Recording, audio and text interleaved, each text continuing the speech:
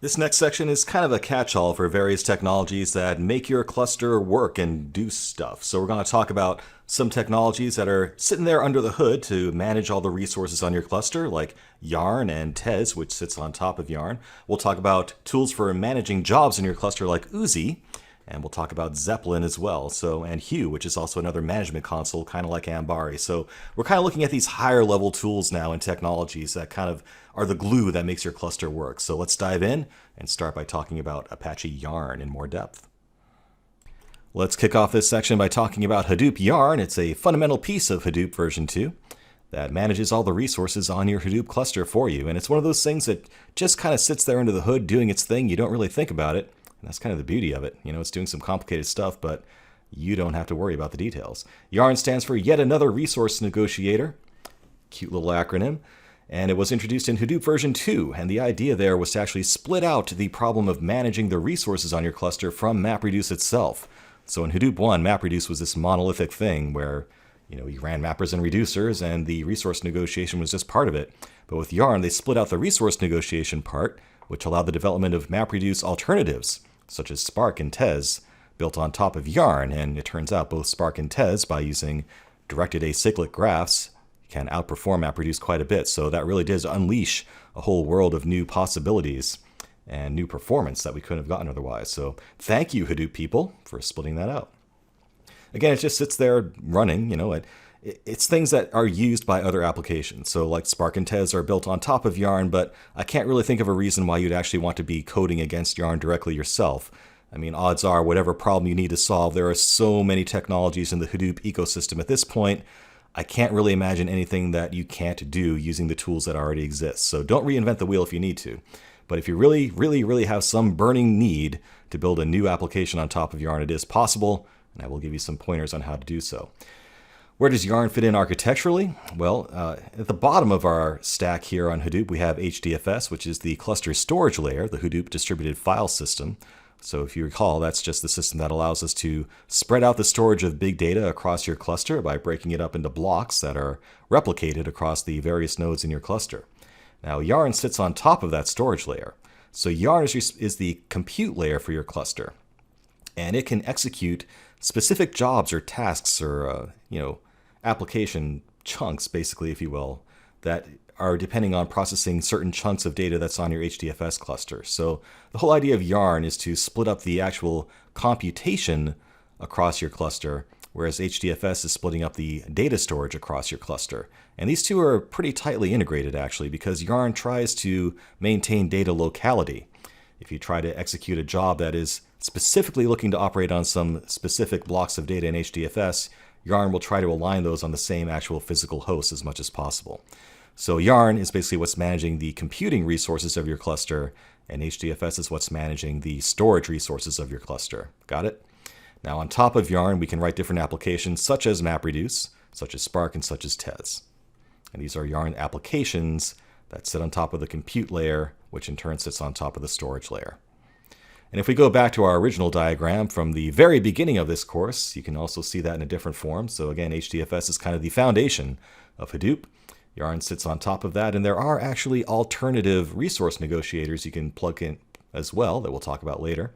And things like MapReduce and Tez and Spark can sit on top of Yarn, which in turn sits on top of HDFS. And then MapReduce is also something that Pig and Hive can sit on top of, and actually Pig and Hive can go through Tez as well. So we have these different layers. So there's applications that run on top of the MapReduce Yarn application, which runs on top of Yarn, which runs on top of HDFS. So it's a kind of a Dagwood sandwich here of technology layers. But at the end of the day, it's all very scalable and all of it quite reliable, and it works really quickly. So as complicated as it is, it's very flexible, and it's enabled quite a bit of innovation in this space. So it's a good architecture. Okay, moving on. So this goes back to the original slide we had way back when in this course we were talking about MapReduce and how it works. So what we were really looking at here was just a specific example of how Yarn works, really. So if you remember, we had the client node that had the MapReduce script itself that would talk to our HDFS cluster directly in some cases. But that kicks off a request to the Yarn resource manager to actually spin up our MapReduce application. And the first thing Yarn does is request a node manager running on a specific node somewhere that has capacity to do so.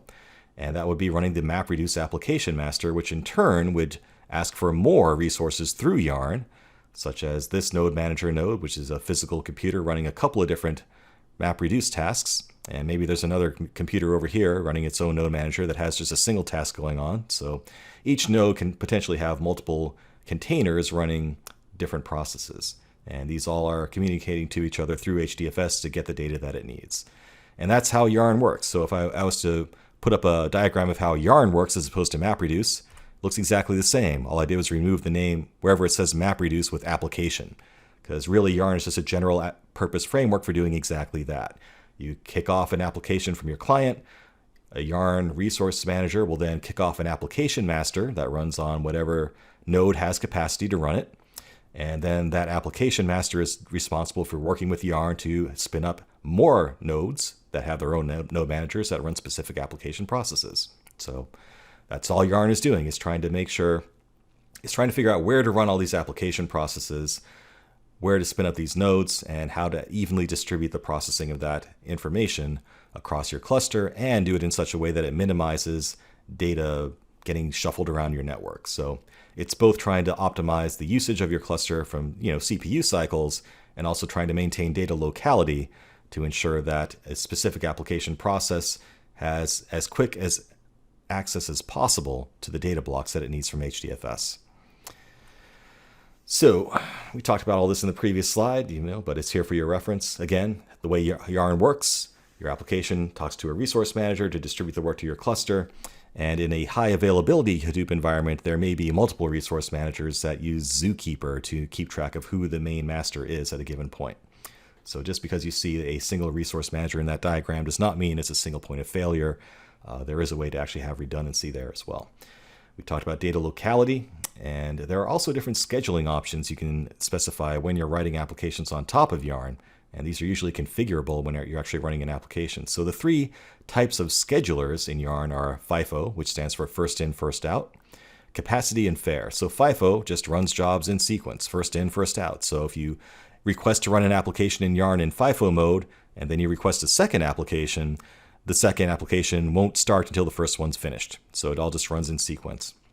Capacity means that if you're trying to run multiple applications at once on your Yarn cluster, they might run in parallel if there's enough spare capacity. So if you've kicked off a MapReduce job, for example, on top of Yarn that is only using a portion of your cluster, the capacity schedule can say, hey, I have some spare capacity here. If someone else wants to run another application, that can run at the same time on the other nodes. And the fair scheduler is a little bit different in that if you have a really big job running that is consuming everything on your cluster, but you try to get a small one and sneak it in, Fair might say, okay, I'm going to steal some resources back from this huge job just to give this small job a chance, because it's not really going to make a big difference in the grand scheme of things. So those are the different scheduling types you can configure with Yarn. FIFO, which just runs things in sequence, which is nice and simple and easy to understand. Capacity, which will make the best use of the capacity you have on your cluster. And Fair, which will actually try to give small jobs a chance, even if a big one is hogging the entire cluster. If you do need to write a new Yarn application, again, I don't see why you would need to do so, because there are so many existing Apache projects that can do anything you could possibly dream up, in my opinion. But even if you do need to write a new application, think about writing it on a layer that's on top of Yarn even. So why not, if you just need to take advantage of a directed acyclic graph as opposed to MapReduce, why not build it on top of Spark or Tez, which we'll talk about in the next lecture. But if you really need to do something, you have this really clever idea that's even better than a directed acyclic graph for managing resources, fine. There are frameworks you can look at like Apache Slider and Apache Twill that provide sort of a higher level abstraction on top of Yarn. Coding to Yarn directly is kind of tough, but there are some books on the topic as well if you need to go there. And you like my little metaphor here, we like knitted up a little, I don't know what this is, a thing. Maybe it's crochet, I don't know. But the metaphor is we're building something with Yarn. Get it? I just amaze myself sometimes. That's really all there is to say about Yarn. There's no exercise here. There's no activity, because if you want to practice using Yarn, well, you've already done it. Every time you run MapReduce or Spark, or even, Hive or Pig, which runs on top of MapReduce, you've been using Yarn under the hood. So you've been using Yarn this whole time. All we're doing is pointing out what it's doing and the fact that it's there. So thanks, Yarn. We really appreciate you being there for us. So Up next, let's talk about Tez, which is an example of an application built on top of Yarn that makes things a whole lot faster.